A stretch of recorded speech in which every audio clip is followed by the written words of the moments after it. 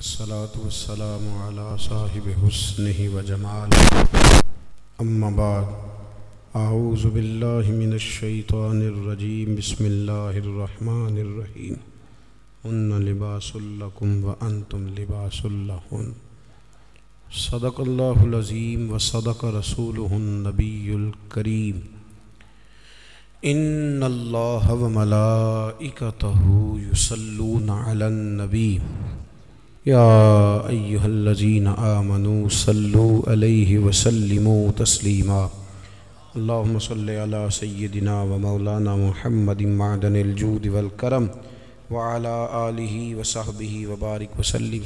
سب حضرات پڑھیے الصلاۃ والسلام علیہ یا رسول اللہ وعلی آلک واصحابک یا حبیب اللہ. الصلاۃ والسلام علیک یا نبی اللہ وعلی آلک واصحابک یا سیدی یا نور اللہ. تمام تعریفیں حمد و ثنا اللہ تبارک و تعالی کے لیے. درود و سلام نبی اکرم نور مجسم شفیع معظم آقا کل ختم رسول دانا سول احمد مجتبیٰ جناب حضرت محمد مصطفیٰ صلی اللہ تعالی علیہ وسلم کی ذات والا صفات کے لیے حمد و صلات کے بعد انتہائی قابل احترام علماء کرام حاضرین و سامعین محفل میلاد مصطفیٰ صلی اللہ علیہ وسلم کے عنوان سے سجی اس خوبصورت بزم میں میں اور آپ حاضر ہیں. میرے بڑے پیارے عزیز عبدالرؤف صاحب کا نکاح ہے. اللہ انہیں بے شمار برکتیں عطا فرمائے اور شادی کے اس موقع پر ہم سب یہاں اس محفل مبارکہ میں حاضر ہیں. اللہ تعالی ہمیں اپنی خوشیاں بھی اللہ رسول سے وابستہ کرنے کی توفیق عطا فرمائے اور اللہ تعالی ہمیں زندگی کے ہر معاملے میں سنت اور شریعت کی پابندی نصیب فرمائے. اعلیٰ حضرت فاضل بریلوی رحمۃ اللہ علیہ کی بات ہو رہی تھی. اعلیٰ حضرت رحمۃ اللہ تعالی علیہ نے ایک جگہ پہ لکھا ہے، آپ فرماتے ہیں کہ پڑوسی کے گھر تو کھانا وہ لینے جائے جس کے اپنے گھر نہ پکا ہوا، اور کسی سے مشورہ تو وہ مانگے جس کو اپنے گھر میں نہ ملتا ہو. فرماتے ہیں مسلمان تو غیروں کے طریقے پہ تب چلیں جب نبی پاک نے ہر چیز بتائی نہ ہو، اور جب محبوب نے سارا کچھ بتا دیا ہے، سارا کچھ. بچہ پیدا ہوگا تو آپ اس کا عقیقہ کریں گے، اس کے سر کے بال اتروانا اور ان کی وزن کے مطابق چاندی کو خیرات کرنا، 7ویں دن نام رکھنا، یہ ساری چیزیں حضور نے بتلائیں. اس کے کان میں اذان دینا، اس کو گٹی دینا. پھر یہ بھی حضور نے فرمایا کہ اس کا بستر بھی تم نے جب بڑا ہو جائے 10 سال کا تو نماز، 7 سال کا ہو تو نماز کے لیے کہو، 10 سال کا نہ پڑے تو اسے مارو، بڑا لگنے لگے تو بستر الگ کر دو، اور پھر جب وہ بولنے لگے تو سب سے پہلے اللہ کا نام سکھاؤ. نبی کریم صلی اللہ علیہ وسلم نے نا ہر موقع پر، یعنی صرف ایسا نہیں ہے کہ مسجد میں آنے کے آداب تو ہیں تو گھر میں جانے کے نہیں. نبی پاک صلی اللہ علیہ وسلم نے فرمایا بالغ ہو جائے تو نکاح کرو. نکاح کس کے لیے سنت، کس کے لیے واجب، کس کے لیے فرض. نکاح خاتون کے ذمے کیا ذمہ داریاں خاوند کے حوالے سے، اور بیوی کے لحاظ سے پھر خاوند کے کیا ذمہ داریاں، ہر چیز کو نا اپنی اپنی جگہ پہ پوری وضاحت کے ساتھ. اور اگر آپ پڑھیں گے تو آپ کو پتہ چلے گا کہ اسلام انسان کی ہر ضرورت کو پورا کرتا ہے، اور نبی کریم صلی اللہ علیہ وسلم نے ہر جگہ ہماری ہر ضرورت کا خیال فرمایا. اگر آپ دین کو پڑھتے جائیں گے تو آپ کو ذرا بھی دائیں بائیں دیکھنے کی ضرورت نہیں پڑے گی. سمجھ آ رہی ہے میری بات؟ یہ بال داڑھی کا حصہ ہیں، اس کا بھی ذکر ہمارے بزرگوں نے کر دیا. داڑھی کتنی ہونی چاہیے اس کا تذکرہ بھی. ایک سوال مجھ سے پوچھا گیا ہے کہ بعض بچے داڑھی کا ڈیزائن بناتے ہیں. بھائی مسئلہ یہ ہے، یاد رکھنا ہمیشہ، ایک بندہ سنت پر عمل نہیں کرتا وہ گناہگار ہے، اور ایک سنت کو سنت سمجھ کے مذاق اڑائے تو کافر ہے. سنت کو سنت جانتے ہوئے اگر اس کا مذاق اڑائے گا تو نہیں. سمجھ آ رہی میری بات کی؟ ہمارے بچے ڈیزائنوں پہ چلتے ہیں بیچارے، پتہ نہیں کس کی نظر لگ گئی، اور بڑی چیزیں ہیں، لیکن داڑھی کے ڈیزائن بنانا اور غلط حرکات کرنا یہ تو ایک انتہائی مذموم حرکت. اللہ ہمیں سمجھنے کی توفیق عطا فرمائے. اور میں ملت کے جوانوں سے یہ گزارش کروں گا، آپ نے ڈیزائن والی داڑیاں بھی رکھ کے دیکھی ہیں، ایک دفعہ نا نبی کریم کی سنت والی داڑھی بھی ذرا رکھ کے دیکھو، تمہیں کوئی عجیب ہی ذائقہ نصیب ہوگا۔ یہ آپ کے چہرے کے مطابق اللہ نے اس کو وضعداری دی۔ یہ حرکتیں جو آپ کرتے ہیں نا، یہ تو عجیب سی حرکات ہیں، ان کا تو کوئی پس منظر ہی نہیں ہے، تو انسان محسوس اگر کرے تو چھوٹا محسوس ہوتا ہے یہ کام کر کے۔ تو ہمیشہ وہ کام کریں جس میں سنت اور شریعت کی پاسداری، اللہ سمجھنے کی توفیق عطا فرمائے۔ یہ جو نکاح ہے نا، نکاح شادی، نبی کریم علیہ السلام نے فرمایا یہ غیر کا طریقہ نہیں، بلکہ فرمایا النکاح من سنتی، فرمایا نکاح تو میرا طریقہ ہے، نکاح میرا طریقہ ہے۔ اور آپ حیران ہوں گے کہ قرآن و سنت نے جو شادی کو اور میاں بیوی کو جو رشتہ دیا ہے وہ بڑا ہی عجیب دیا ہے۔ فرمایا ہن لباس لکم وانتم لباس لہن، مرد عورت کا لباس ہے اور عورت مرد کا لباس ہے۔ سردی گرمی میں بھی لباس جسم کی حفاظت کرتا ہے، سردی گرمی کے لحاظ سے بھی حفاظت کرتا ہے، مرد عورت کی حفاظت کرتا ہے، دکھ میں، تکلیف میں، غربت میں، پریشانی میں۔ عورت بھی مرد کی حفاظت کرتی ہے، اس کے بچوں کی، اس کے گھر کی، اس کی نشانیوں کی۔ پالتی تو ماں ہی ہے نا بچے، بولیں ولدیت کس کی لکھی جاتی؟ ابا جی کی۔ جانشین، سجادہ نشین، وارث، وہ کون کس کا ہوتا ہے؟ وہ ابا جی کا۔ لیکن پالتی پوستی کون ہے؟ اماں جی۔ ابا جی اماں کو بچے دے کے روز گھر سے جاتے ہیں، فلانی جگہ جا رہا ہوں بچے سنبھال، فلان جگہ جا رہا ہوں بچے تیرے۔ کبھی ایسا بھی ہوا ہے کہ اماں کہے میں ذرا 15 دنوں کے جا رہی ہوں کہیں، تو بچے تم رکھ لو؟ ہوتا ہے ایسے؟ تو مرد عورت کا حقوق کا خیال کرتا ہے، عورت مرد کے حقوق کا۔ نبی پاک صلی اللہ تعالیٰ علیہ وسلم نا بڑا خیال کرتے تھے۔ ہمارے ہاں تو یہ ہوتا ہے نا، جو کسی کا غلام ہوتا ہے وہ بیچارہ ساری زندگی غلام ہی رہتا ہے۔ وزیر صاحب بھی، پیر صاحب بھی خدمت کراتے رہتے ہیں ساری زندگی، لیکن اس بیچارے کا خیال نہیں کرتے۔ میں اکثر کہا کرتا ہوں کہ جب تک کسی پیر کے آستانے پہ جھاڑو دے تب تک تو منظور نظر مرید ہوتا ہے، اور اگر اس بیچارے پہ قرضہ چڑھ جائے تو پیر صاحب کہتے ہیں یہ اس کا ذاتی معاملہ ہے۔ جب تیرے گھر میں جھاڑو دے رہا تھا پھر ذاتی معاملہ نہیں تھا؟ جب تک وہ MP کے پوسٹر چھپوا رہا ہو، ساری ڈیوٹیاں کر رہا ہو، تب تک تو وہ سیاسی کارکن۔ اور اگر اس بیچارے کے گھر میں غربت آ جائے، اس پہ کوئی مقدمے بازی ہو جائے، کہیں الجھ جائے، تو پھر کیا کہتے ہیں؟ اس کا ذاتی۔ اب کیسے ذاتی معاملہ ہو گیا؟ میرے عزیز، میرے محبوب کریم علیہ السلام کا طریقہ مبارکہ تھا، کسی پہ قرضہ چڑھتا تو حضور اس کا بھی خیال کرتے، کوئی بیمار ہوتا تو حضور تیمارداری کرنے جاتے۔ کیا خوبصورت لفظ ہیں بخاری کے۔ حضور نے فرمایا میرا کوئی امتی انتقال کر جائے، اگر پیسے چھوڑ کے جائے، ترکہ چھوڑ کے جائے، مال چھوڑ کے جائے، تو فرمایا اس کے وارثوں میں بانٹ دینا، لیکن اگر اس کے ذمے قرضہ ہونا تو میرے پاس آ جانا، میں اپنی امتی کا قرض ادا کر دوں گا، میرے پاس آنا، میں قرضے دوں گا۔ یہ محبوب کریم نے بیان۔ تو حضور نہ ذرا خیال کرتے۔ توجہ، حضرت ربیعہ بن کعب یہ نا نبی پاک صلی اللہ علیہ وسلم کو وضو کراتے تھے، پر مزے کی بات ہے وضو بھی تہجد والا کراتے تھے۔ کون سا جی؟ بول کے بتائیے، سمجھ آ رہی ہے آپ حضرات کو؟ کون سا وضو کراتے تھے؟ تہجد کا وضو کراتے تھے۔ یہ وہی ہے جن سے حضور نے فرمایا چل ربیعہ کچھ مانگ لے۔ بڑے سیانے تھے، کہنے لگے یا رسول اللہ جنت میں وہ والا مکان چاہیے جس کے پڑوسی آپ ہوں، جس کے پڑوسی آپ، وہ والا مکان۔ ایک دن نا نبی کریم صلی اللہ علیہ وسلم نے ان سے فرمایا ربیعہ شادی کیوں نہیں کرتے؟ ربیعہ بولیے۔ وہ مجھے ایک صاحب ایک دفعہ مل گئے، کہنے لگے مینوں میرے حضرت صاحب ڈکیا سی بیاہ نہ کریں۔ میں کہوں نا آپ کیتا ہے کہ نہیں؟ انہوں نے دو کیتے ہیں، تو میں کہ تینوں کل ہی ڈکیا سو۔ عجیب فلسفہ ہے نا، یعنی کسی اور کے لیے فقر کا حکم ہے، ہمارے لیے یہ کس قسم کی فقیری ہے؟ عجیب مزاج ہے نا یہ۔ یہاں تو کوئی مقاصد ہوں، اللہ تعالیٰ سمجھنے کی توفیق عطا فرمائے، اللہ تعالیٰ ہمیں توفیق دے کہ ہم اس بات کا خیال کریں، لیکن اب مزاج ہے ہمارا۔ بہرحال آمدام برسر مطلب حضور نے فرمایا ربیعہ شادی کیوں نہیں کرتے؟ تو کہنے لگے یا رسول اللہ نہ تو دولت ہے، نہ مال ہے، نہ گھر ہے، حضور نہ نوکری ہے، اور پھر رنگ روپ بھی کوئی نہیں، میرا روپ بھی نہیں تو میرا رنگ بھی نہیں، تو میں یار مناؤن دا ٹانگ بھی نہیں، حضور کچھ پتہ ہی نہیں، کون مجھے رشتہ دے گا؟ حضور خاموش ہو گئے۔ دوسرے دن پھر وضو کرانے آئے تو محبوب نے پوچھا ربیہ شادی کیوں نہیں کرتے؟ عرض کرتے ہیں کہ یا رسول اللہ نہ گھر مکان نہ جائیداد نہ کوئی اور شے، کون رشتہ دے گا؟ حضور علیہ السلام خاموش ہو گئے۔ ایک بڑی خوبصورت بات لکھی ہے صاحب سیرت النبویہ ڈاکٹر احمد عبد الرزاق نے، وہ لکھتے ہیں کہ حضرت ربیہ بن کعب کہتے ہیں جب دوسرے دن بھی میں نے منع کر دیا نا تو میرے دل میں خیال آیا ربیہ تو بڑا عجیب آدمی ہے، جب نبی پاک فرماتے ہیں شادی کر لے، سمجھ آ رہی ہے نا آپ کو؟ جب حضور فرماتے ہیں شادی کر لے تو یہ دلیلیں کیوں دیتا ہے؟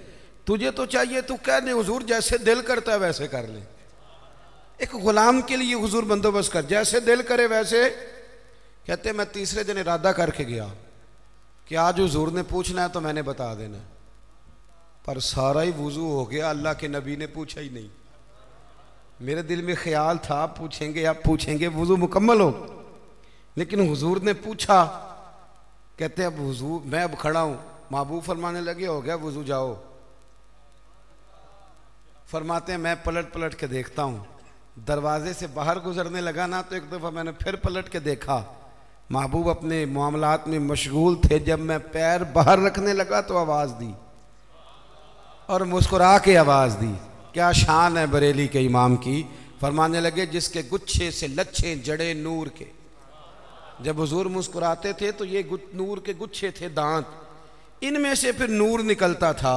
تو اعلیٰ حضرت فرماتے ہیں جس کے گچھے سے لچھے جڑے نور کے، ان ستاروں کی نزہت پہ لاکھوں سلام، اور ان کی باتوں کی لذت پہ بے حد درود، ان کے خطبے کی ہیبت پہ لاکھوں سلام، اور جس کی تسکین سے روتے ہوئے ہنس پڑے۔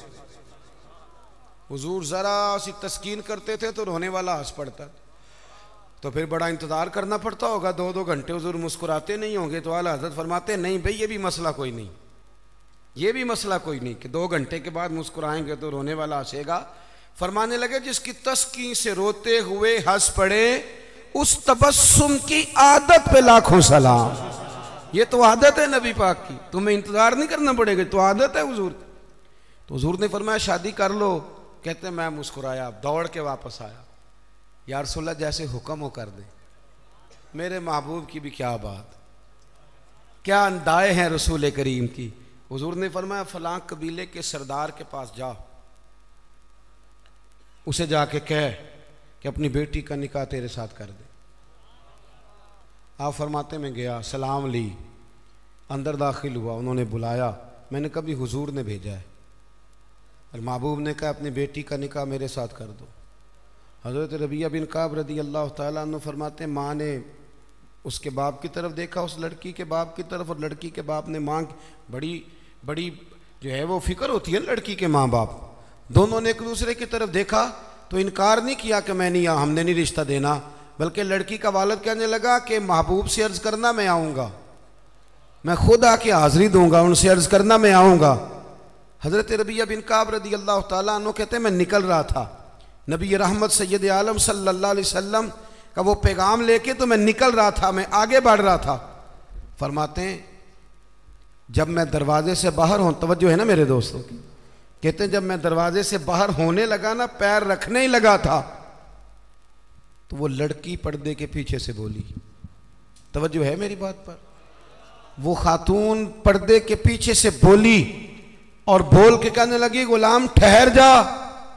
تو میں نے پلٹ کے دیکھا، میں رک گیا، تو اپنے ماں باپ کو مخاطب کر کے کہنے لگی ابا جی آپ کو میری فکر ہے نا، اماں جی آپ کو میری فکر ہے نا، آپ مجھے نبی کریم کے حوالے کر دیں، مجھے امید ہے رب رسول مجھے کبھی ضائع نہیں فرمائیں گے، اللہ نبی مجھے ضائع۔ حضرت ربیہ بن کعب کہتے ہیں میں واپس آ گیا، سارا بندوبست حضور نے کر کے دیا، سارا بندوبست۔ اب بات کو سمجھیں، دین ہر جگہ انسان کا خیال کرتا ہے۔ فرماتے ہیں نبی پاک صلی اللہ علیہ وسلم نے حضرت عثمان غنی کو بلایا، فرمایا کھجور کی گٹھلی کے برابر ہونا چاہیے۔ حضرت عثمان کہنے لگے حضور حاضر ہو جائے گا۔ فرمایا عثمان پوچھو گے نہیں میں نے کیا کرنا ہے؟ عرض کی حضور بتا دیں کیا کرنا ہے۔ فرمایا ربیہ کی شادی ہے، اس نے اپنی بیوی کو حق مہر دینا ہے۔ پھر حضرت حارثہ بن نعمان کو بلایا، فرمایا ایک بکری کا بندوبست کر، ذبح کر کے پکانا ہے، پوچھو گے نہیں کس لیے حضور حکم کریں؟ فرمایا میرے ربیہ کی شادی ہے، اس نے ولیمہ کرنا ہے۔ کہتے پھر محبوب نے مجھے اپنی جیب خاص سے، کرم سے، فضل سے کچھ پیسے دیے، فرمایا خوشبو بھی لے لے اور اپنی بیوی کے لیے ایک جوڑا بھی خرید لے۔ عزیز دوستو، یہ نہ سمجھیں کہ جو آپ کا شاگرد ہے، مرید ہے، سیاسی کارکن ہے، وہ آپ کی ڈیوٹی تو کرے تو تب ٹھیک ہے، لیکن اس کا کوئی ذاتی معاملہ آ جائے تو کہیں جی وہ جانے اور اس کا کام جانے۔ سمجھے چیزوں کو۔ نبی کریم صلی اللہ علیہ وسلم کہاں تک مہربانیاں فرماتے؟ حضرت ربیہ بن کعب فرماتے ہیں کہ میں بڑا غریب تھا، میرے سارے بندوبست میرے محبوب نے کیے، اور فرماتے ہیں پھر محبوب نے ایک اور کرم کیا، میرے لیے برکت کی دعا بھی کر دی۔ آپ فرماتے ہیں کہ غربتیں چلی گئیں، اب کسی کو کہیں سے قرض نہ ملے تو میرے گھر سے مل جاتا ہے۔ ہر گھر سے اناج ختم ہونے کو ہو پر میرے گھر سے کبھی ختم نہیں ہو۔ تو نبی کریم علیہ السلام خیال فرماتے، اور پھر میاں بیوی کے درمیان جو رشتے کی نزاکت ہے، ہمارے ہاں نا یہ سمجھ لیں، جس گھر میں میاں بیوی کا اتفاق نہیں نہ ہوتا، اس میں کروڑوں روپے کی دولتیں بھی پڑی ہوں تو وہ گھر نہیں ہوتا، وہ اذیت گاہ بن جاتا ہے۔ جتنا مرضی آپ کہیں میں بیوی کی پرواہ نہیں کرتا، یہ کیسے ہو سکتا ہے؟ اس کے ساتھ گھر وابستہ ہے۔ میاں بیوی کا کسی گھر کے اندر رویہ آپس میں بہت اچھا ہو تو دولت کم بھی ہو، وسائل تھوڑے بھی ہوں، پھر بھی گزارا صحیح ہو جاتا ہے۔ گھر کے اندر میاں بیوی کا آپس میں تعلق، طبقات ابن سعد میں صاحب طبقات نے لکھا ہے کہ جب نبی پاک علیہ السلام نے سیدہ طیبہ طاہرہ حضرت فاطمہ الزہرا رضی اللہ تعالیٰ عنہ کا نکاح مولا کائنات شیر خدا حضرت علی المرتضیٰ سے فرمایا نا، پتہ ہے حضور نے کیا کیا تھا؟ دونوں کے سرے اقدس جوڑ کے نا تو نبی پاک نے ان دونوں کی محبت کے لیے دعا فرمائی، اے اللہ ان کے درمیان محبت رکھنا۔ ہمارے یہاں بھلا کیا ہوتا ہے؟ مرضی سے شادی کی، مرضی سے رشتہ تلاش کیا، پھر ٹھیک 15 دنوں کے بعد اماں کو نقص نظر آنے شروع ہو جاتے، اور ٹھیک 15 دن کے بعد ان کو بھی اپنے داماد میں نقص نظر آنے لگتے ہیں۔ جب آپ 2 جملے کہہ دیتے ہیں نا خامند کو کہ تیری بیوی ٹھیک نہیں، تو آیا تھا، چاہیے تھا فٹافٹ پانی دیتی، پر اس نے تو توجہ ہی نہیں کی، تو آپ تو ایک جملہ کہہ کے چلے گئے، انہوں نے تو 24 گھنٹے اکٹھے رہنا ہے۔ خامند کو یہ پٹی پڑھا دی، اور جب بیٹی گئی میکے تو فٹافٹ اس کی اماں نے کہا اوہو کتنی کمزور ہو گئی ہے میری بیٹی، لگتا ہے کھانے کو نہیں دیتے، یہاں میں نے کتنے لاڈوں سے رکھی ہوئی تھی۔ یہ طریقہ ٹھیک نہیں۔ ابن حجر عسقلانی حدیث لائے، میرے نبی پاک علیہ السلام نے فرمایا وہ لعنتی ہے جو بیوی کو مرد کے خلاف اکساتا ہے اور مرد کو بیوی کے خلاف، ملعون ہے وہ شخص۔ ان کے درمیان پیار پیدا کریں، ان میں محبت ہوگی تو گھر سکھی رہے گا۔ سرور کائنات صلی اللہ علیہ وسلم کو پیغام آیا، صاحب طبقات نے لکھا ہے پیغام آیا، پتہ چلا کہ کسی بات میں نا مولا کائنات اور سیدہ فاطمہ الزہرا رضی اللہ تعالی عنہ میں کسی بات میں شکر رنجی ہو گئی، محبت کے ساتھ کوئی بات آگے بڑھ گئی، حضور تشریف لائے۔ تھک تو نہیں گئے آپ لوگ کہ آپ کا خیال ہے خشک مولوی منگا لیا آج؟ چلیں سن تو لینا، میں تو محبت سے آیا ہوں، بڑا لمبا سفر کر کے آیا ہوں، کئی جگہ جا نہیں پاتا، لیکن یہ موقع ایسا تھا میں نے چھٹی کرنا مناسب ہی نہیں سمجھا، میں نے کہا یہاں ضرور پہنچنا چاہیے، تو تھوڑی سی باتیں کرنی ہے، پیار سے سن تو لینا۔ آپ تو گھور رہے ہیں مجھے بیچ بیچ میں سے، یہ کس طرح کی تقریر کر رہا ہے؟ اللہ آپ کو جزائے خیر۔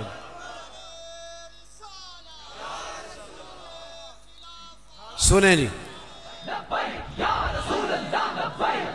جزاک اللہ، سنیں جی سنیں، نبی کریم صلی اللہ علیہ وسلم نے نا حضور کو پتہ چلا، اور مزے کی بات یہ کہ روایت کے راوی بھی مولا علی شیر خدا ہیں۔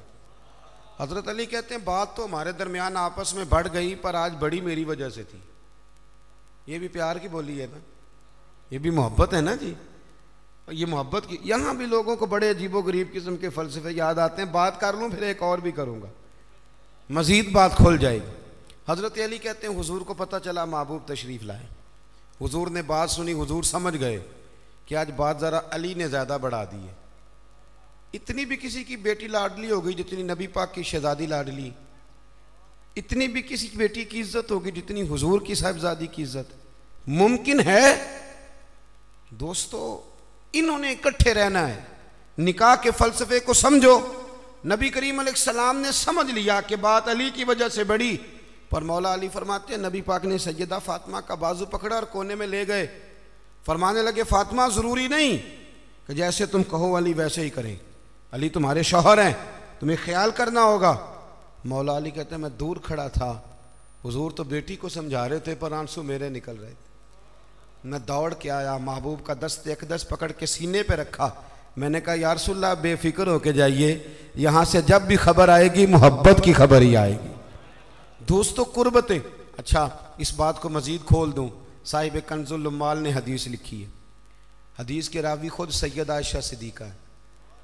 ایک دن حضور فرمانے لگے عائشہ ایک بات نہ کروں؟ یا رسول اللہ کریں۔ فرمایا جب تم مجھ سے راضی ہوتی ہو تب بھی مجھے پتہ چل جاتا ہے، اور جب ناراض ہوتی ہو تو تب بھی مجھے پتہ چل جاتا ہے۔ یہاں نا کچھ لوگ بادشاہ سلامت ہیں، بادشاہ سلامت، وہ کہتے ہیں میں اگر کہوں کہ میں تھوڑا بہت اپنے گھر والوں کا بھی خیال کرتا ہوں، بات مانتا ہوں، تو پھر تو لوگ مجھے بہت بڑا بزدل آدمی سمجھیں گے، میری گھر میں بھی کچھ توجہ ہے۔ آپ کا تو نہیں مجھے پتا، ہمارے دیہاتوں میں یہ رواج ہے کہ اپنا بیٹا بھی اٹھا کے بندے باہر نکلنا پسند نہیں کرتے، اپنا بچہ اٹھا کے بھی، کوئی آنکھ نہ چھڑے کہ تیری ہن بال کھڑا دی ڈیوٹی ہے، تینوں روٹی تاں لب دی ہے کہ پہلا بال کھڑا، کہ کیسی عجیب بات کرتے ہو۔ اگر اللہ کے نبی نواسوں کو گردنوں میں اٹھا کے گھومتے، گردن مبارک پر رکھ کے گھومتے ہیں، بچوں کی محبت تو اصول ہے، آپ سمجھیں اس چیز کو۔ گھر کے اندر اگر آپ تھوڑا بہت کسی جگہ پہ آپ کوئی گھر کے اوپر توجہ کر لیتے ہیں تو گھر کس کا ہے؟ آپ کا ہی ہے نا۔ اتنی کمزوری دکھانا، نبی کریم علیہ السلام نے مسکرا کے کہا عائشہ بتاؤں جب تو راضی ہوتی ہے تب بھی مجھے پتہ چل جاتا، اور جب ناراض ہوتی ہے تب بھی پتہ۔ تو حضرت عائشہ رضی اللہ تعالیٰ نے کہتے میں چپ کے کہا، میں نے کہا حضور میں نے کیوں ناراض ہونا ہے، پر میں بتاؤں صحیح کب ناراض ہوتی ہے تو؟ یا رسول اللہ آپ اتنا خیال کرتے ہیں حضور؟ فرمایا پھر بتاؤں؟ حضور بتائیں۔ فرمایا عائشہ جب تو ہوتی ہے نا مجھ سے راضی تو قسم اٹھاتی ہے، تو کہتی ہے لا و رب محمد صلی اللہ علیہ، مجھے محمد کے رب کی قسم، اور جب تو ناراض ہوتی ہے تو کہتی ہے لا و رب ابراہیم، مجھے حضرت ابراہیم کے رب کی قسم۔ کہتی ہو کہ نہیں؟ جناب عائشہ کہتے ہیں میرے آنکھ کھلی، لبوں سے ہنس رہی تھی، آنکھوں سے رو رہی تھی، میں نے کہا کریمہ تیرے قربان جاؤں، اتنی باتوں کا بھی خیال فرماتے ہو، اتنی باتوں کا بھی خیال کرتے ہو؟ کہا مجھے پتہ چل جاتا ہے جب تو راضی ہوتی ہے اور جب تو ناراض ہوتی ہے تیرے لفظ بدل جاتے۔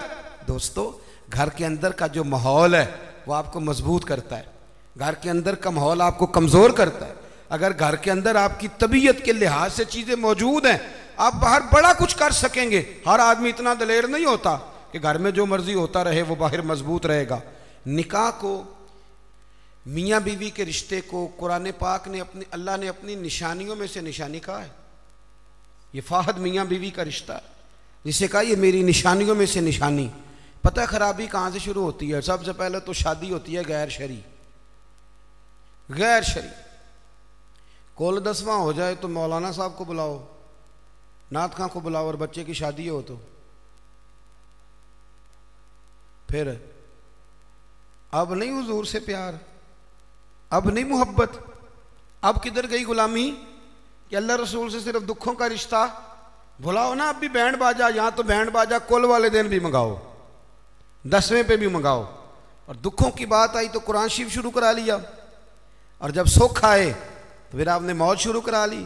اور بھائی مصطفیٰ کی نعت والے کو نا نعت ہی اچھی لگتی، اسے برات والے دن بھی نعت ہی اچھی لگتی، شادی والے دن بھی نعت ہی اچھی۔ پہلی بات تو یہ کہ غیر شرعی حرکات ہوتی ہیں شادی، اور ڈھیروں ہوتی ہیں، ڈھیروں۔ سب سے بری حرکت کون سی ہے؟ سب سے بری حرکت یہ ہوتی ہے کہ لڑکے اور لڑکیوں کا جوش و خروش سے شادیوں پہ جانا، اور پھر مووی والا آتا ہے وہ لڑکیوں کی عورتوں کی مووی بھی بناتا ہے، اور اب تو اللہ خیر کرے مووی کو ویسے لوگوں نے فرض کفایہ سمجھ لی ہے، اللہ معاف کرے، ہر آدمی نے ہاتھ میں موبائل پکڑا۔ اتنا ضروری کام ہے یہ؟ مووی بنتی ہے، مہندی ہوتی ہے، ناچ گانا ہوتا ہے، تماشے لگتے ہیں۔ پھر میں حیران ہوتا ہوں جوان لڑکیوں کے ہاتھوں میں پھول دے کے انہیں کھڑا کیا جاتا ہے کہ دولہا جب آئے تو پھول پھینکنا۔ دولہے کے ساتھ بوڑھے بوڑھے لوگ ہوتے ہیں کہ جوان لڑکے ہوتے ہیں؟ بولے تو وہ پھول کیوں لڑکیاں پھینکتی ہیں؟ لڑکیاں ساری برقعے میں ہوتی ہیں؟ چھپے ہوئے منہ ہوتے ہیں، تو سارا خاندان تو بیوٹی پارلر سے تیار ہو کے آیا ہوتا ہے، تو آپ تو گناہ کو آواز دے رہے ہیں۔ پتہ ہے رسم کیسے ایجاد ہوئی؟ صاحب فتوح الشام نے لکھا ہے یہ لڑکیوں کے پھول پھینکنے کی رسم جب قادسیہ کے علاقے حضرت سعد بن ابی وقاص رضی اللہ تعالیٰ عنہ فتح کر رہے تھے، تو آپ ایک ایسے علاقے سے گزرے جس کی عمارتیں بڑی شاندار تھیں۔ علامہ واقدی کہتے ہیں کہ دور دور سے لوگ وہ عمارتیں دیکھنے آتے تھے کہ بھئی فن تعمیر کا شاہکار ہیں یہ چیزیں۔ اس ایریے سے گزرنا تھا مسلمان فوج نے، تو عیسائیوں نے اور یہودیوں نے ایک چال چلی، انہوں نے عورتوں سے کہا خوبصورت لڑکیوں سے کہ پھول پکڑ لو، اور جب فوجی گزریں تو ان کے اوپر پھول پھینکنا، اگر 2-3 جرنل بھی تم تباہ کرنے میں کامیاب ہو گئی تو مسلمانوں کو ہم زیر کر لیں گے۔ پھول پھینکو، چھتوں پہ چڑھ گئی، اور چھتوں کی طرف نوجوانوں نے دیکھنا ویسے ہی ہے چونکہ شاہکار ہیں ہماری منازل۔ حضرت سعد بن ابی وقاص رضی اللہ تعالیٰ عنہ آگے آگے تھے، سمجھ آ رہی ہے نا میری باتوں کی؟ آگے آگے جا رہے تھے، کمان کر رہے تھے فوج کی۔ جب آپ نے دیکھا عورتیں چھتوں پہ ہیں تو حضرت سعد بن ابی وقاص شرارت سمجھ گئے، سازش سمجھ گئے۔ لوگ زہر بھی جو ہوتا ہے نا، زہر بھی دودھ میں ڈال کے دیتے ہیں، ڈائریکٹ نہیں دیتے، انہیں پتہ ہوتا ہے کہ زہر رگوں میں کیسے اتارنا ہے۔ جناب سعد بن ابی وقاص آگے آگے تھے، جب دیکھا عورتیں چھتوں پہ ہیں تو فوراً بولے، گھوڑے پہ چڑھ گئے اور فوج کی طرف توجہ کر کے کہنے لگے فوجیو تمہیں پتہ ہے نا اللہ کیا فرماتا ہے؟ رب فرماتا ہے مردوں سے کہو نظریں جھکا کے رکھیں۔ نظریں کون بھلا؟ جی مومن مرد۔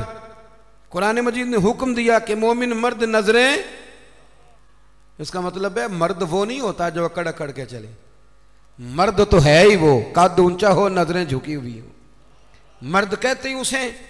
مردوں سے کہو نظریں جھکا کے رکھیں۔ 10,000 فوج تھی، عورتیں پھول پھینکتی رہیں، 10,000 فوجی گزر گیا پر ایک نے بھی نظر اٹھا کے نہیں دیکھا۔ جب سارے گزر گئے تو ان عورتوں نے پلیٹیں پھینکی اور کہنے لگی او بے شرمو یہودی اور عیسائیوں، تم کس طرح کے لوگ ہو، اپنے مقاصد کے لیے بہو بیٹیوں کو استعمال کرتے ہو، اور یہ کتنی شان والے ہیں، ایک آیت سنی ہے نظریں جھکا لی ہیں، تم بھی غلط ہو، تمہارا طریقہ بھی غلط ہے۔ آج کے بعد ہم مدینے والے رسول کا کلمہ پڑھیں گے، ہم مسلمان ہوا کریں گے۔ اور ہمارے ہاں شروع انہوں نے کی تھی، اور اللہ خیر فرمائے رنگ ہم نے پکڑ لیا اس کا۔ ہمارے ہاں عورتیں پھول پھینکتی، بزرگ نہیں پھول پھینک سکتے، نوجوان نہیں پھینک سکتے۔ خدا کا خوف کرے۔ اور پھر مرد عورتوں کا اختلاط ہوتا ہے، اور پھر اس سے آگے شادی کے بے پناہ خرچے، بے پناہ قرضہ اٹھا کے شادیاں کرتے ہیں۔ نکاح میں تو 2 آدمی جائیں گے، 2 جوڑے جائیں گے، اور میں آپ کو ایک شرعی حکم بتاتا ہوں، آپ کا سگا بھائی ادھر دیکھو میری طرف، سگا بھائی اپنے بیٹے کی شادی پہ اگر آپ کو نہ بلائے تو اس سے ناراض ہونا جائز نہیں۔ تسی تے میرے نال بھی ہو گیا۔ او بھائی سگا بھائی بھی اگر اپنے بیٹے کی شادی پہ نہ بلائے تو اس کی مرضی ہے، نہ بلائے چاہے نہ بلائے، اس سے ناراض ہونا جائز۔ تو آپ کو تو منگنی میں نہ بلائیں تو ناراض ہو جاتے۔ اور اگر کوئی کارڈ بھیج دے نا صرف ولیمے کا، کہنے نے ولیمے تے بھی وہی جان گئے جڑے جانج نال گئے سن، اسی صرف ولیمے تے، بھئی فرض ہے آپ کا جانا، ہاں حضور نے حکم دیا ہے کہ ولیمے کی دعوت دے تو ضرور جایا کرو، لیکن اس کے اتنے زیادہ خرچے ہم نے کر دیے، ہمارے بچے، آپ ناراض نہ ہونا، گناہ اس لیے عام ہو گیا کہ ہم نے نکاح مشکل کر دیا، نکاح مشکل ہو گیا۔ اگر ہم اس کے اخراجات کم کریں، میں شادیاں دیکھتا ہوں مجھے لگتا ہے اتنے پیسوں میں 6 شادیاں ہو سکتی ہیں۔ قرضہ اٹھا کے شادی کر لی، 15 دن نہیں گزرتے تو پیسے لینے والا آ جاتا ہے، وہ کہتا ہے میرے تو رکھنا پہلے، تو اب وہ بچہ بیچارہ اس نے کیا شادی کے بعد خوش رہنا، وہ تو قرضے ادا کر رہا ہے، گھر میں لڑائی پڑی ہوئی، 1 مہینہ پورا بی زیور نہیں بیچاری پہن سکتی، وہ سارا قرضے میں چلا جاتا ہے۔ غلط کام کرتے ہیں ہم۔ سنو، حضرت عبد الرحمن ابن عوف رضی اللہ تعالیٰ، صحابہ میں سب سے امیر آدمی، سب سے امیر، یہ بخاری میں حدیث ہے، فجر کی نماز نہ انہوں نے نبی کریم علیہ السلام کے پیچھے پڑھی، سفید کرتا پہنا تھا تو اس کو زرد رنگ کا داغ لگا ہوا تھا، توجہ ہے نا میری بات، سفید کرتا اور زرد رنگ کا داغ۔ نبی پاک صلی اللہ علیہ وسلم نے کہا یہ عبد الرحمن یہ کیا ہے؟ عرض کی یا رسول اللہ میں نے رات کو نکاح کیا تھا، خوشبو لگائی تھی تو وہ داغ رہ گیا۔ حضور نے تو کوئی اس پہ اصرار نہیں کیا کہ یار اتنے امیر آدمی کی شادی مدینے میں پتہ ہی نہیں چلا، کسی کو خبر ہی نہیں۔ یہاں غریب بھی باز نہیں آتا، وہ بھی کہتا ہے میری ناک جو ہے وہ کٹ جائے گی اگر میں نے کروڑوں روپیہ نہ لگایا، تو جب پیسے لینے والے آئیں گے پھر کٹ جائے گی کہ چھوٹی ہو جائے گی مزید۔ مہربانی فرمائیں، آپ کس چکر میں پڑے ہوئے؟ حضور نے کیا فرمایا؟ نبی کریم صلی اللہ علیہ وسلم فرمانے لگے نکاح کر لیا تو ولیمہ ضرور کرنا، چاہے ایک بکری ہی ذبح کرو۔ تو اپنے گھروں کے اندر سکون کا ماحول قائم کریں، شادی اور بیاہ کو حضور کی سنت کے دائرے میں لے کے آئیں۔ یہ وفاداری کا رشتہ ہے، یہ خلوص کا رشتہ ہے، اس رشتے کو خلوص والی منازل کی طرف لے کر کے جائیں۔ بیوی خیال کرے کہ مجھے اپنی خاوند کی خدمت کرنی ہے، خاوند خیال کرے کہ مجھے بیوی، میں اکثر کہا کرتا ہوں، میں کہتا ہوں کہ اگر آپ بیوی کے ماں باپ کی عزت کریں گے تو وہ بھی آپ کے ماں باپ کی عزت کرے گی۔ آپ تو ماں بدولت کہتے میں نہیں کبھی سسرال گیا جی، وہ میں دروازے پہ چھوڑ کے آ جاتا ہوں، پھر وہ میں لینے بھی چلا جاتا ہوں چونکہ میں بہت بڑا نواب ہوں۔ تو آپ کیسے امید رکھتے ہیں پھر وہ آپ کے ماں باپ کی خدمت کرے گی؟ سنیں، دو باتیں عرض کرتا ہوں، بات ختم کرتا ہوں۔ سیدہ طیبہ طاہرہ حضرت ختیجۃ الکبریٰ رضی اللہ تعالیٰ، جب آدمی امیر ہو نا، غریب ہو جائے تو اس کے لیے بڑی مشکلات ہوتی، غریب امیر ہو جائے تو کوئی مشکل نہیں ہوتی۔ حضرت ختیجۃ الکبریٰ مکے کی ملکہ تھی، 20 کنیزیں نوکرانیاں گھر میں کام کرتی، پھر سیدہ ختیجہ کلمہ پڑھ گئیں، پھر مسلمان ہوئیں، حضور سے نکاح ہوا۔ اگرچہ حضور نے اعلان نبوت بعد میں کیا، لیکن حضرت ختیجۃ الکبریٰ رضی اللہ تعالیٰ عنہ کہتے ہیں میں تو اسی وقت ایک کلمے کا معنی جو میں نے بیان کیا یہی سمجھ لیں، میں تو اسی وقت ہی سمجھ گئی تھی جب میرے غلام نے آ کے بتایا کہ بادل کے ٹکڑے سایہ کرتے، درخت ان پہ جھکتے ہیں، فرماتے ہیں میں تو اسی وقت ہی محبوب کی غلامی میں آ گئی۔ نکاح ہو گیا، حضور کی بارگاہ میں آ گئی، فرماتی ہیں میں نے نا ظہر کے وقت سارا مال حضور کی خدمت میں دیا، 20 کنیزیں غلام ظہر کے وقت، اور عصر سے پہلے پہلے محبوب نے ہر شے اللہ کے رستے میں تقسیم کر دی۔ یہ وقت بھی بطور تمثیل ہے کہ جتنا زور عصر کے درمیان وقت ہوتا ہے اتنے وقت میں بانٹ دیا حضور نے سارا کچھ۔ اتنی امیر بی بی اور پھر وہ غریب ہو جائے۔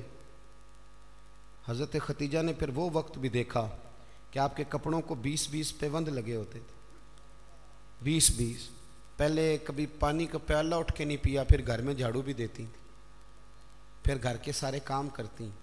ایک دن نا مسند امام احمد میں موجود ہے، کھانا پکا کے نا حضرت ختیجۃ الکبریٰ کھانا پکا کے باورچی خانے سے نکلی تو کپڑے سارے پیوند سے بھرے ہوئے، پاؤں مبارک پر بھی گھر کے کام کاج کی وجہ سے بہت ساری چیزیں لگی ہوئی، پیر چوم رہی ہیں بہت ساری چیزیں۔ حضرت ختیجہ باورچی خانے سے کھانا پکا کے نکلیں اور جب محبوب کریم کے سامنے رکھا تو حضور مسکرانے لگے، غور سے سیدہ کا چہرہ دیکھنے لگے، یا رسول اللہ کیا ہوا؟ تو محبوب فرمانے لگے ختیجہ آپ کے آنے سے پہلے جبریل آ گئے اور وہ عرض کر رہے تھے یا رسول اللہ ختیجہ کھانا لے کے آ رہی ہے، اور جب وہ آ جائے تو اسے اس کے رب کا سلام کہہ دیجئے گا۔ اگر خاتون اپنے خاوند کی خدمت کرے، اگر وہ یہ ذوق بنائے، یہ مزاج۔ اب تصویر کا بالکل دوسرا رخ بھی دیکھیں، یہ کنز المال میں یہ بھی حدیث ہے، اور حدیث کی راوی سیدہ عائشہ صدیقہ ہے۔ بس بات ختم کرنے لگا ہوں۔ سیدہ عائشہ صدیقہ کہتی ہیں دوپہر کو حضور آرام کرتے تھے کھانے کے بعد، لوگ ملنے نہیں آتے تھے، پر ایک دن نا ایک بوڑھی اماں آ گئی، اس نے جب دروازے کے سامنے آ کے وہ بولی تو حضور جلدی سے اٹھے، خود دروازہ کھولا، کھانا کھلایا، کھجوریں دی، سرکہ دیا، پیار کیا، محبت فرمائی۔ حضرت عائشہ صدیقہ رضی اللہ تعالیٰ عنہ کہتی ہیں یہ میں نے انفرادی رنگ دیکھا، باقی ہر ایک سے شفقت کرتے تھے، پر یہاں میں نے حضور کا انداز جداگانہ دیکھا۔ جب جانے لگی تو حضور نے تحائف بھی دیے، میرے دل میں خیال آیا حضور اب جائیں گے، رات کو واپس آئیں گے تو پوچھوں گی کہ یہ اماں کون ہے، لیکن محبوب تو لیٹ گئے۔ کہتی میں قریب گئی، قدموں میں بیٹھی، میں نے کہا یا رسول اللہ یہ کون تھی خاتون، آپ نے بڑا ہی پیار کیا۔ کہتی حضور اٹھ کے بیٹھے تو آنکھوں میں آنسو تھے۔ میں نے کہا یا رسول اللہ کیا ہوا؟ تو محبوب فرمانے لگے عائشہ یہ نا میری پہلی زوجہ سیدہ ختیجہ کی سہیلی تھی، یہ جب ہم مکے میں رہتے تھے تو یہ آیا کرتی تھی، ختیجہ کھانا بھی کھلاتی تھی، پیار بھی کرتی تھی، تحفے بھی دیتی تھی. آج جب یہ لوٹ کے دوبارہ آئی ہے تو ختیجہ کی یادیں تازہ ہو گئی. میں نے اسی طرح وقت دیا ہے, کھانا کھلایا ہے, تحائف دی ہیں, اور حدیث کا آخری جملہ حسن العہد من الایمان. محبوب فرمانے لگے وعدے, عہد اور رشتے اچھے طریقے سے نبھانا یہ بھی ایمان کا حصہ ہے. تعلقات اچھے طریقے سے نبھانا یہ بھی ایمان ہے. بہت فکر کے ساتھ شریعت کے دائرے کے اندر رہ کے نکاح کیا جائے. دیکھیں کسی کے دیندار ہونے کا پتہ ہی تب چلتا ہے جب اس کے گھر میں کسی کی شادی ہوتی. محفل میں تو سارے نیک ہوتے, تبھی تو پتہ چلتا ہے کہ اب اس کا دین سے کتنا رشتہ ہے. شریعت کے دائرے میں رہیں, نکاح کو آسان کریں. پھر اگلی جو بات ہے وہ یہ ہے کہ محبوب کریم کی شریعت اور سنت کے مطابق ہمارے ہاں نا طلاقیں بہت زیادہ ہو رہی ہیں. اس کی بنیادی وجہ یہ ہے کہ ہم طلاق کے مسائل نہیں سیکھتے, اس کی ہمیں ضرورت ہے. جب آپ شادی کریں حیض و نفاس کے, طلاق کے مسائل, ان چیزوں کو سیکھ لیں تاکہ بعد میں کوئی دشواری نہ ہو. بعد میں پوچھنے آتے ہیں کہ مولانا اب یہ کر لیا ہے تو اب کیا کروں. تو میں کہتا ہوں یہ کبھی تھوڑا سا کسی مولانا سے پہلے بھی رابطہ رکھ لیتے نا. اتنے فضول خرچے ہوتے ہیں. اور جب نکاح میں حق مہر کی باری آتی ہے نا تو کہتے ہیں شرعی رکھ لو. میں نے کہا باقی سارے کام غیر شرعی اور حق مہر شرعی. حق مہر شرعی یہ ہے کہ جتنا لڑکا دے سکے. ایک صحابی نے اپنی بیوی کو حق مہر میں پورا باغ بھی دیا تھا. جتنا یہ کوئی نہیں ہے 32.5 روپے پتہ نہیں کہاں سے نکل آئے ہیں, کوئی ان کا تعلق نہیں ہے. جتنا خامد حق مہر حیثیت ہو اتنا دے. اور مولا علی شیر خدا رضی اللہ تعالیٰ عنہ فرمایا کرتے تھے جس کو دائمی بخار ہو اترے نہ. کسی بیوی کے پاس اگر حق مہر کے پیسے پڑے ہوں تو برکت والے ہوتے ہیں, ان سے پیسے لے کے, چاہے بعض علماء کہتے ہیں اس کا یہ معنی بھی کر لو کہ اپنی جیب سے دے دے. حق مہر والے متبرک ہیں, وہ لے کہتے تھے ان پیسوں کا شہد خرید کے پیو, پرانے سے پرانے بخار میں بھی اللہ شفا عطا کر دے گا. اس لیے کہ وہ برکت والے پیسے ہیں. میں دعا کرتا ہوں اللہ ہماری اس عزیز پہ کروڑوں رحمتیں فرمائے. اللہ کریم ان کی زندگی کے سارے معاملات میں آسانی فرمائے. آپ کی محفل اگر جاری رہے گی بڑی اچھی بات ہے. محفلیں تو سرکار کی ہیں, لوگ تو آتے جاتے رہتے ہیں. سید صاحب تشریف لے آئے ہیں, انشاءاللہ باقی کا جو معاملہ ہے وہ آگے بڑھے گا. میں تو اسی بات پہ اجازت لوں.